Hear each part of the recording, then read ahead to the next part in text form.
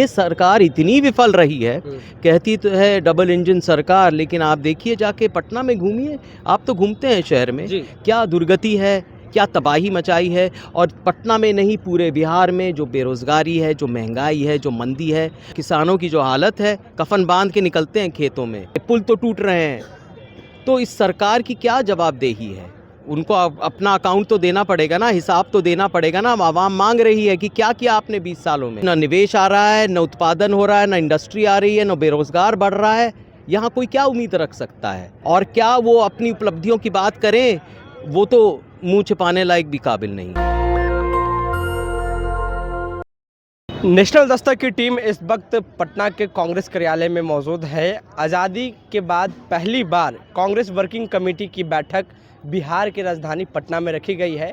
तेलंगाना के तर्ज पे बिहार में यह बैठक रखी गई है। तेलंगाना में जब 2023 में विधानसभा की चुनाव हुई और जो परिणाम आया वो आप सब जानते हैं कि कांग्रेस सत्ता में वापस आ गई तेलंगाना में। ऐसे में इस वक्त हमारे साथ बात करने के लिए मीरा कुमार के पुत्र अंशुल अभिजीत हैं और लोकसभा चुनाव भी इन्होंने लड़ा है। सर, कैसे देख रहे हैं CWC की बैठक हो रही है? नहीं, ऐतिहासिक बैठक है और ऐन वक्त पर भी है, चुनाव आने वाले हैं जी। और जैसा आपने कहा तेलंगाना में भी ऐसे ही हुआ था, तो निश्चित हमारी जीत यहीं होगी। तो क्या माहौल है इस बार? माहौल तो बड़ा मजबूत है, लोकप्रियता बढ़ रही है, हम लोगों के पास जा रहे हैं। देखिए, जो राहुल गांधी जी के नेतृत्व में जो वोटर अधिकार यात्रा जो चली थी, उससे आपने देखा होगा वो हुजूम, वो उत्साह, वो ऊर्जा वहाँ पर। और जिस तरह से महागठबंधन के सारे नेता एक ही जीप पर घूम रहे थे और वो नेता सबका प्रतिनिधित्व कर रहे थे, सब वर्ग का। और उसके बाद एक ही जगह रहना, 14 दिन एक ही जगह खाना, एक कंपाउंड में, एक बड़ा अच्छा संदेश बिहार में गया कि महागठबंधन कांग्रेस पार्टी मजबूत है और एक तरह से वो सत्ता में आने वाली है क्योंकि उनको समर्थन मिलने वाला है, ये संदेश गया है।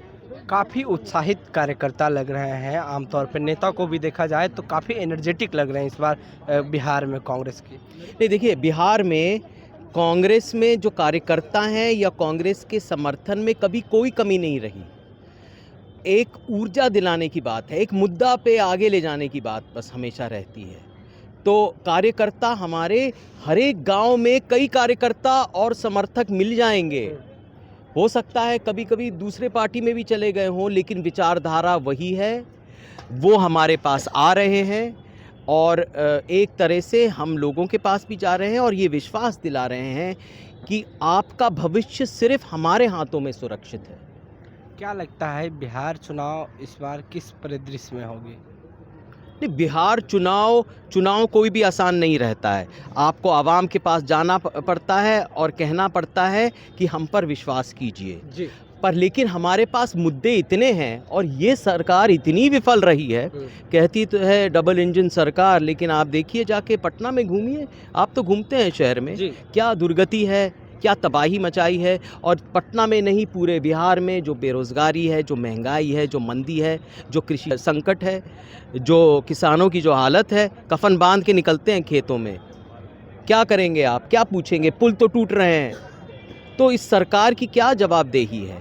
उनको अपना अकाउंट तो देना पड़ेगा ना, हिसाब तो देना पड़ेगा ना। आवाम मांग रही है कि क्या किया आपने 20 सालों में। तो ना निवेश आ रहा है, ना उत्पादन हो रहा है, ना इंडस्ट्री आ रही है, ना बेरोजगार बढ़ रहा है। यहाँ कोई क्या उम्मीद रख सकता है?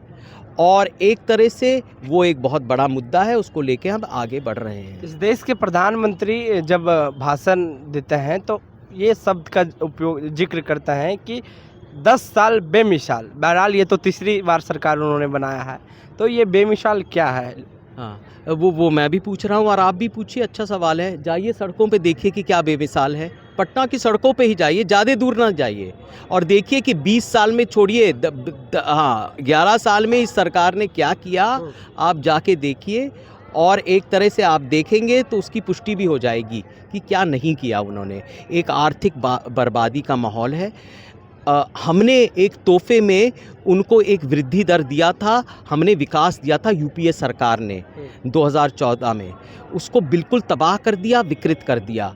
नोटबंदी आई, फिर जीएसटी आया, फिर लॉकडाउन आए। लॉकडाउन में आपको पता है क्या हुआ? उसके बाद आर्थिक बर्बादी एक तरह से मुकम्मल हो गई और यही हालत है बिहार की। और क्या वो अपनी उपलब्धियों की बात करें, वो तो मुंह छिपाने लायक भी काबिल नहीं। राहुल गांधी 1300 किलोमीटर की बिहार में वोट अधिकार यात्रा की है। वोट चोरी के खिलाफ वो काफ़ी एक्टिव हैं। तो क्या ये वोट चोरी एक मुद्दा है? मुद्दा नहीं है, ये हकीकत है। जिस तरह से सरकार ने संस्थाओं पे कब्जा उन्होंने किया है, इदारों पे कब्जा किया है, आप जानते हैं क्या हो रहा है। हाँ जी। जितनी भी संस्थाएं हमारी हैं, जो संवैधानिक संस्थाएं हैं, उनको बर्बाद करने का उन्होंने काम किया है। और एक सबसे बड़ी कीमती चीज़ लोकतंत्र में आपको पता है क्या होती है? आपका वोट। क्योंकि आपका वोट ये तय करता है कि हुकूमत कौन करेगा। आपका तो सबसे बड़ा अधिकार आपको है, आप तय करते हैं कि सरकार कौन बनाएगा। और जब ये हक छीन लिया जाता है तो आप समझते हैं हमारी जो जमहूरियत, हमारा जो वजूद है, अस्तित्व है, वो सब खो बैठते हैं। हमारे पास कुछ नहीं बचता। वैसे भी आर्थिक बर्बादी है, राजनीतिक बर्बादी भी हो जाएगी, किसी का कोई हक नहीं होगा। उस मुद्दे पे, वोट चोरी के मुद्दे पे हम ये अपनी आवाज़ उठा रहे हैं। इस देश में क्या सच में वोट की चोरी हो रही है? आप इस बात की पुष्टि राहुल जी ने प्रेस कॉन्फ्रेंस में कर दी। कई बार कर दी, उस पर ध्यान दीजिए, दोबारा उसको देखिए। दोबारा देखिए, उसको समझिए। और उसमें बड़ा वक्त लगा, क्योंकि बार बार ये कहते थे कि आप आरोप तो लगा देते हैं कि लेकिन इसका सबूत क्या है, इसकी पुष्टि आप कैसे कर रहे हैं। वो भी हमने कर दिया। हम तो जानते हैं ऐसा हो रहा है। जब संस्थाओं पे कब्जा होता है ना, तो सारे संस्थाओं पे होता है और उनकी निष्पक्षता बिल्कुल यहाँ पर उसको फेंक दिया जाता है, नज़रअंदाज किया जाता है। तो चुनाव आयोग के साथ यही हुआ। इसी मुद्दे को हम लेकर हम सामने मैदान में उतरे हैं और इसके लिए संघर्ष करते रहेंगे। बिहार एक वर्सटाइल स्टेट है और कहा जाता है कि बिहार में उड़ती चिड़िया को हल्दी लगा दिया जाता है। तो सत्ता में आप लोग कैसे काबिज करेंगे सर? वर्सटाइल स्टेट है, यहाँ पर सामर्थ्य बहुत है, यहाँ पर काबिलियत बहुत है, लेकिन जो सरकार ने इसको बर्बाद करने का काम किया है, उसको रिवर्स करने की ज़रूरत है। और जो बाहर जो इतने लोग उत्सुक हैं ना कि विकल्प ढूंढ रहे हैं कि निकले यहाँ से किसी तरह, रोज़गार तो यहाँ मिल नहीं रहा है, जहाँ जाएं वहीं मिल जाएगा। तो हमें कैसे रोज़गार दिलाना है, यहाँ पर आर्थिक स्थिति को एक तरह से उसको सुधार करना है, कैसे विकास करना है, ये बहुत बड़ा मुद्दा है। बिहार एक बहुत बड़ा मुद्दा हो गया है। बिहार एक मेटाफर हो गया है, एक तरह से एक उदाहरण हो गया है कि किस तरह गरीबी होती है ना, गरीबी कैसे होती है, गुर्बत कैसे होती है, बेरोज़गारी कैसे होती है।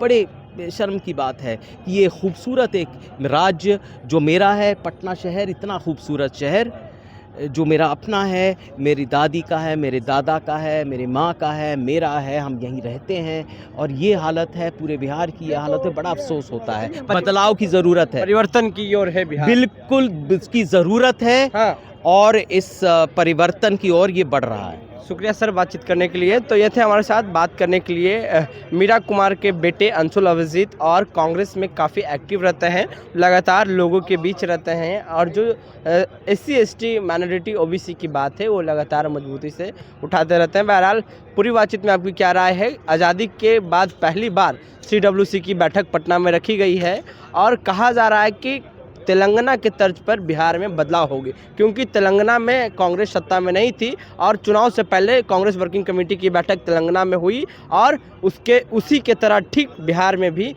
ऐसा ही बैठक हो रही है। तो अपनी राय नीचे कमेंट में जरूर दें। नेशनल दस्तक के लिए अमन, पटना। दस्तक की आपसे गुजारिश है कि अगर इसको बचाना चाहते हैं तो नेशनल दस्तक को सब्सक्राइब करने के लिए रेड कलर के सब्सक्राइब बटन को दबाएं, फिर बेल आइकन की घंटी दबाएं। नेशनल दस्तक को बचाने के लिए बहुत जरूरी है कि हर खबर को शेयर करें, लाइक करें, कमेंट जरूर करें।